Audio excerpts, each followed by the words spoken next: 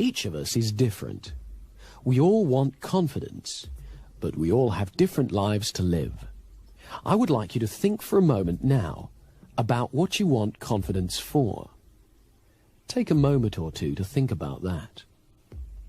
Where will you use it?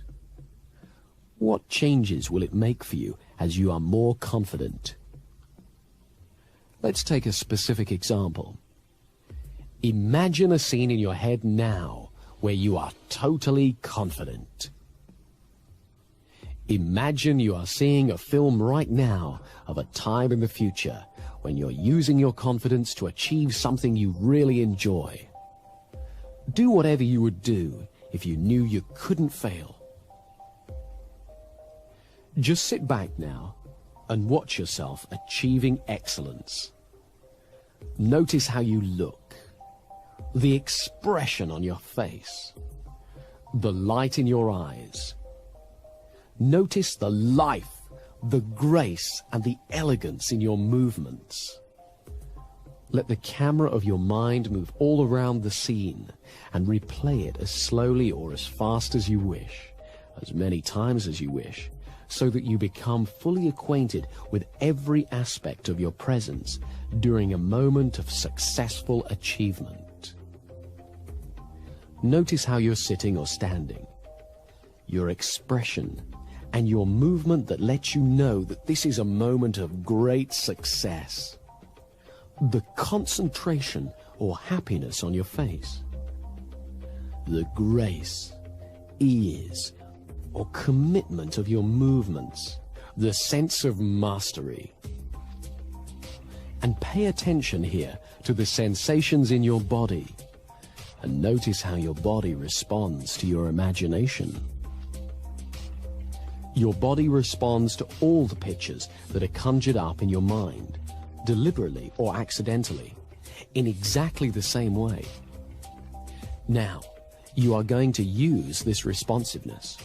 As you continue to visualize this time of confidence, and as you feel the pleasure and power of it, gently and precisely press together the finger and thumb of one hand.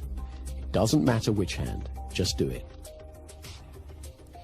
Whenever you want confidence, whenever you need to be reminded of your powerful positive potential, repeat that exact same pressure with your finger and thumb and recall this picture vividly and clearly to stimulate you to be fully in your own power and confidence again.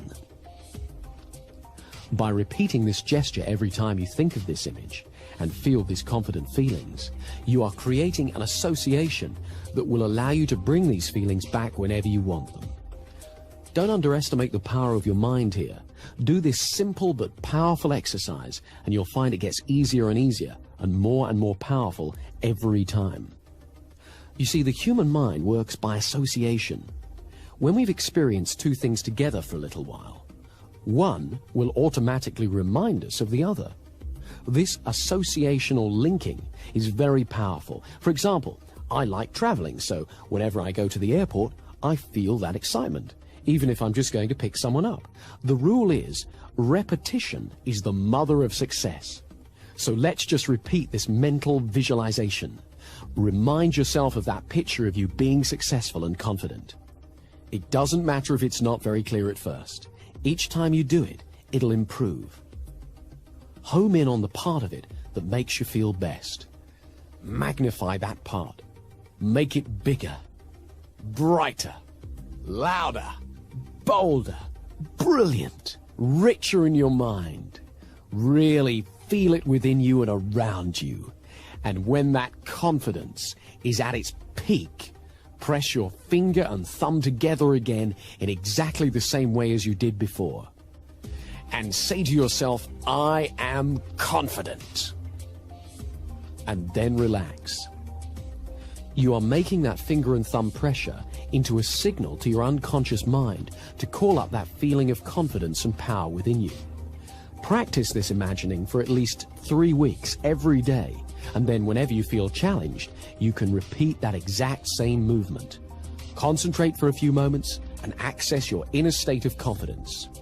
Do it 21 times in a row. Olympic athletes the world over have used exactly this technique to prepare to win their competitions. Now you can use it. You see, we're all born with confidence. Babies are confident. They cry and they expect to be fed. They explore and they have no fear. We all have the ability to regain the confidence we are born with. And one of the main things we have to do, which is ridiculously simple, is just to make room for confidence. People who've lost confidence feel fear, and so they often hurry to get past things or hang back and avoid them. They speak too little or too fast. And when they feel awkward because they're doing these things, they have a tendency to do them even more. To let ourselves feel confident, we need two simple qualities: patience and flexible thinking. A few years ago, I was giving a presentation at a conference. I was on a panel with two other speakers, and while they spoke, I was really enjoying relaxing and being a member of the audience. And so it came as a bit of a shock to me when I was called to speak. I went to the rostrum and looked out and saw a huge room full of people looking at me. All of a sudden, I felt my stomach tighten and my hands went clammy and started to tremble. I was very surprised because I'm used to appearing in public, so I wasn't expecting to feel anything like that. So what I did was nothing. I just stood there and I noticed my feelings. First of all, I noticed my breathing, and I got used to standing where I was. I thought for a moment about what I was going to say and how much I believed in it, and I accepted that my body was excited. I was excited. I didn't have to call it stage fright or lack of confidence. I was excited. And that added a spark to my presentation. Then, when I felt ready to speak, I began. Now, this was a fairly simple little incident, but it shows three things. Firstly, you never know when you're going to be surprised, because I had no idea I was going to feel anything like that when I stood up. Secondly, it reminded me of the value of patience. I simply took my time to notice what I felt and got used to it. I didn't rush away from my feelings by diving straight into my presentation in a terrible rush. And when I acknowledged how I felt, it wasn't overwhelming. It helped to notice my breathing and to let that be calm as well. Thirdly, I reminded myself that the feeling I felt wasn't good or bad. It was just what I felt. And I could choose to call it fear or stage fright or eagerness or excitement. And I chose to call it excitement.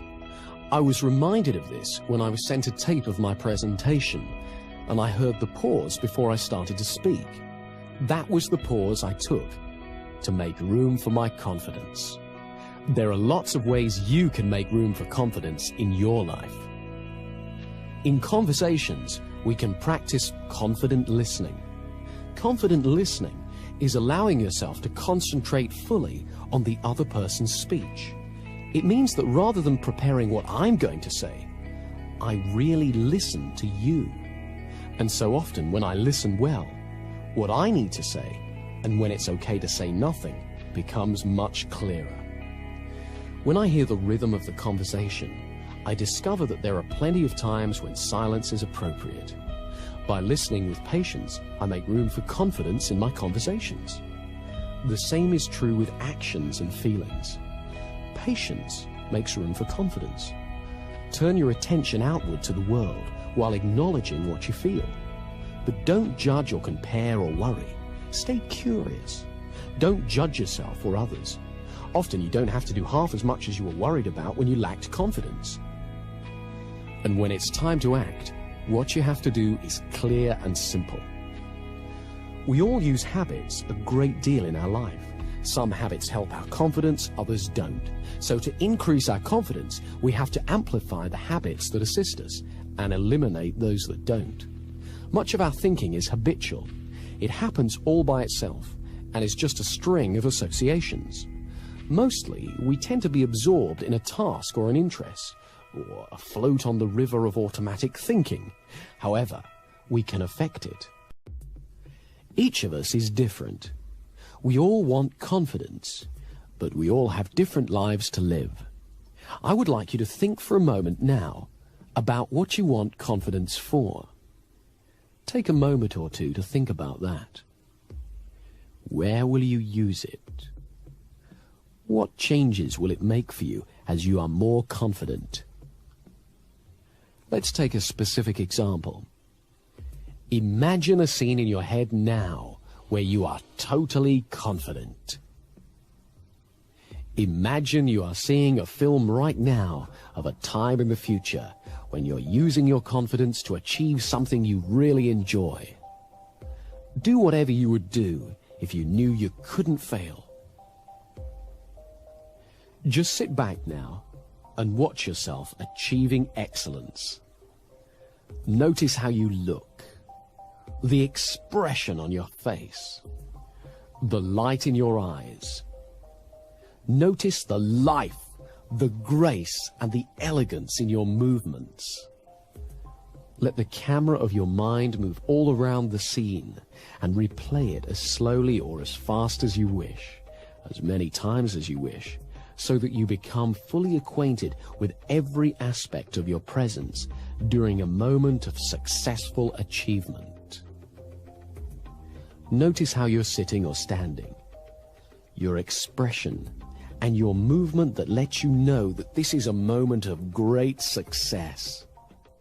The